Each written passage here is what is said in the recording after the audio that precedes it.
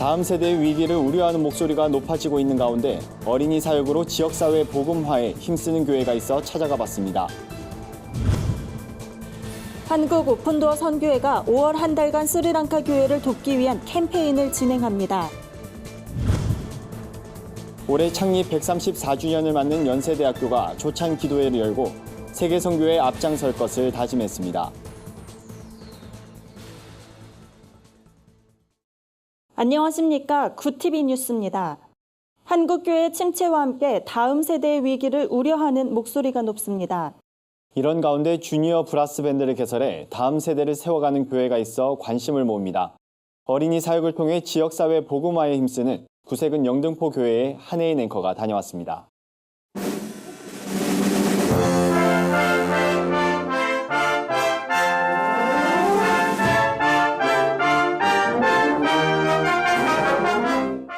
악기 연주가 한창인 이곳은 구세군 영등포교회 브라스밴드 연습실입니다. 구세군 영등포교회의 브라스밴드는 2004년 시작됐습니다.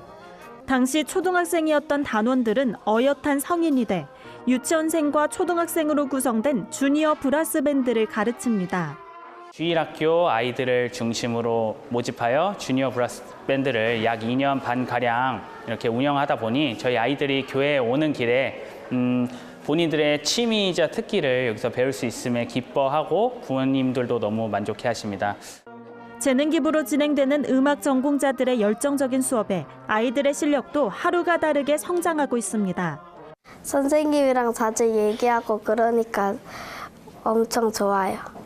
친한 친구들도 많이 있어서 엄청 좋아요. 교회는 주민 누구나 참여할 수 있도록 브라스밴드 토요반 교실을 곧 개설할 예정입니다.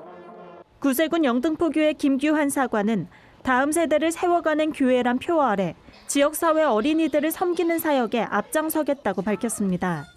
그 일환으로 교회는 매년 여름에는 슬러시 카페로, 겨울에는 핫초코 카페로 변신합니다. 교회의 문턱을 낮춤으로써 지역 주민 누구나 편안하게 교회에 들를 수 있도록 돕는 겁니다. 아이들이 편안하게 와서 공부도 하고 놀기도 하고 쉼터로 이렇게 만들어주면 좋겠다는 생각을 가지고 시작을 했는데요. 기대 이상으로 많은 아이들이 찾아오고 있고 반응도 너무너무 폭발적으로 아주 좋습니다. 김규환 사관은 브라스밴드 운영, 청소년을 위한 장학기금 마련과 같은 사역을 확장해 다음 세대를 든든히 세우는 교회가 되겠다고 강조했습니다. 구TV 뉴스 한혜인입니다. 한국 오픈도어 선교회가 부활절 폭탄 테러로 큰 피해를 입은 스리랑카 교회를 돕기 위한 캠페인을 5월 한 달간 진행합니다. 지난달 21일 스리랑카의 시온 교회가 부활절 폭탄 테러로 큰 피해를 입었습니다. 이번 사건은 지난 3월 15일 무슬림 사람들이 희생된 뉴질랜드 테러에 대한 보복이라고 이슬람 순위파 무장 테러 단체인 이슬람 국가가 밝혔습니다. 스리랑카 교회에서 발생한 희생자는 359명이며 부상자는 500명이 넘습니다. 이 중 상당수는 어린이였습니다. 주일학교를 마친 아이들이 교회 입구에 있었으며 테러범 역시 근처에서 자살 폭탄 테러를 터뜨렸기 때문입니다.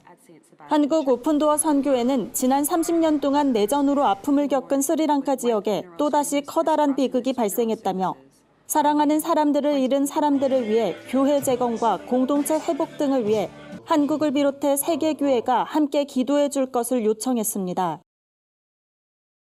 올해는 연세대학교의 전신인 재중원이 창립 134주년을 맞는 해입니다. 국내 대표적인 기독사학으로 자리 잡은 연세대학교가 조찬 기도회를 열고 의료선교의 소명을 다할 것을 다짐했습니다. 연세의료원이 주관한 이날 기도회에서 참석자들은 의료사역을 통한 세계 선교에 더욱 앞장서겠다는 각오를 다졌습니다. 특히 국제기도의과대학 네트워크를 통해 효과적인 선교사역을 진행할 예정이라고 밝혔습니다. 메시지를 전한 의료선교센터 박진용 목사는 크리스천이란 말은 초대교회 당시 성도들이 섬기고 나누는 삶을 살면서 그리스도와 같은 사람이란 뜻으로 지칭한 것이 유래라며 해외 의료 사역 중인 의사뿐만 아니라 교직원과 학생 모두가 이웃을 섬기고 존중하는 삶을 살기 기대한다고 권면했습니다. 이어 참석자들은 나라와 민족, 한국교회, 캠퍼스 복음화를 위해 한마음으로 기도했습니다. 구TV가 발행하는 종합주간지 위클리 굿뉴스의 주요 소식을 김민정 기자가 소개해드립니다.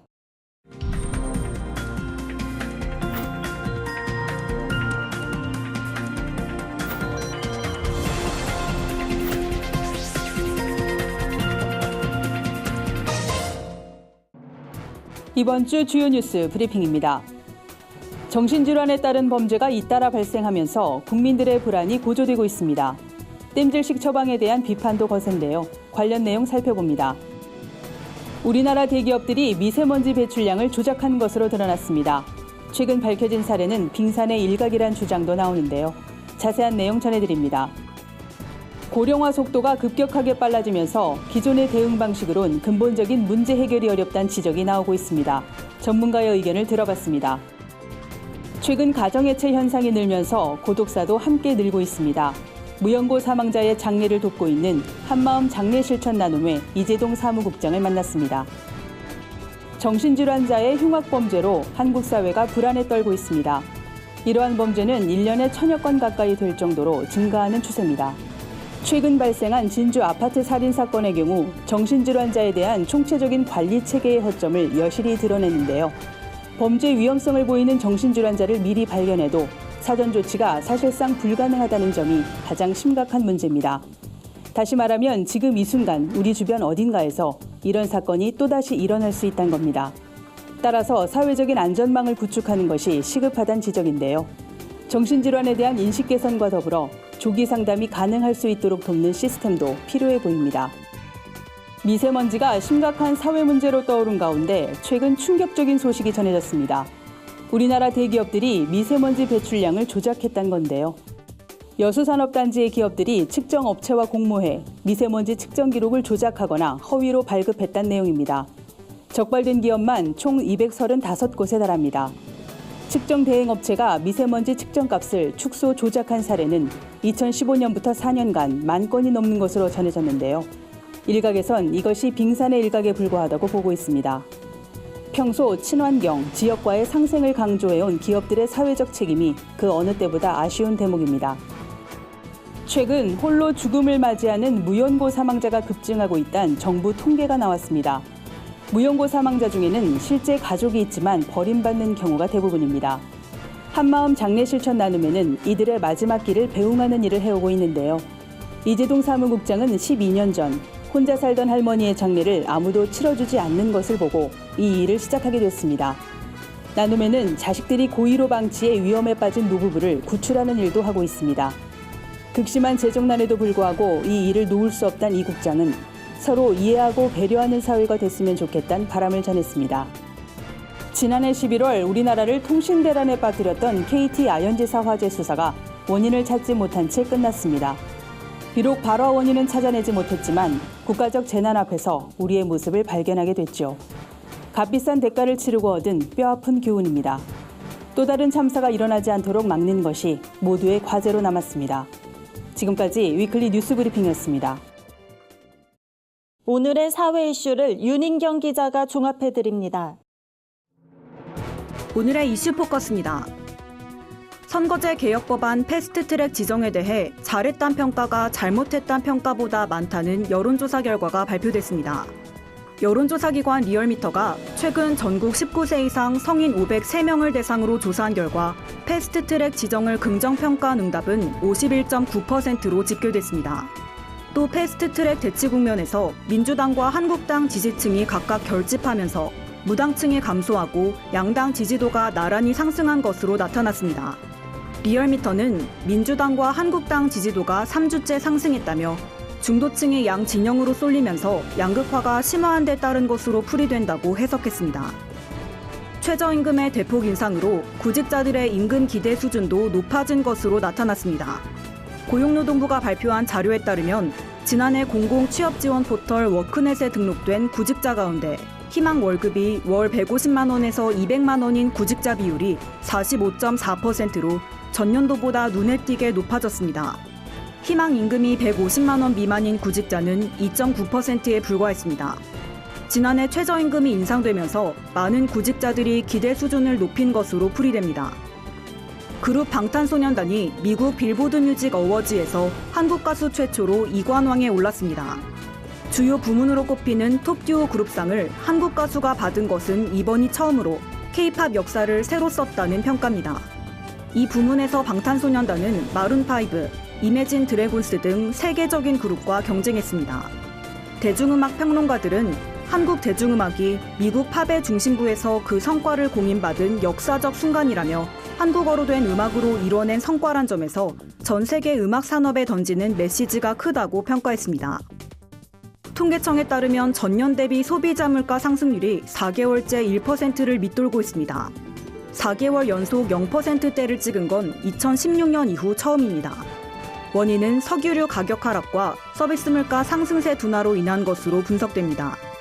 하지만 휘발유와 돼지고기, 달걀 등 주요 품목이 오름세를 보이면서 체감 물가는 상대적으로 높다는 목소리도 나옵니다. 정부는 아프리카 돼지열병 유행 등 물가 상승 요인을 면밀히 관찰해 서민 부담을 완화하겠다는 방침입니다. 구티비 뉴스 윤인경입니다. 주요 단신입니다.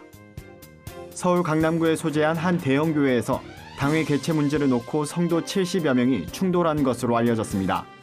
원로 목사 측 20명과 담임 목사 측 50여 명이 대립하면서 생긴 이번 사건은 약 3시간가량 이어졌으며 경찰이 투입되고 나서야 종료됐습니다.